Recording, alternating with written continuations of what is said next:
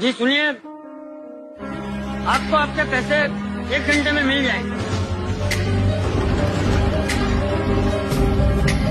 जी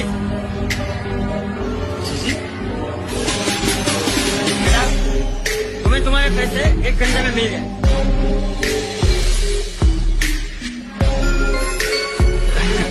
एक मिनट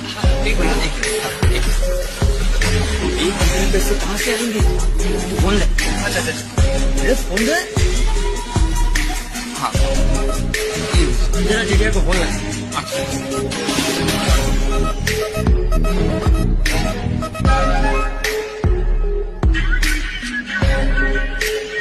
हाँ भिड़े बोल। अरे चिड़िया, मैं बोल रहा हूँ।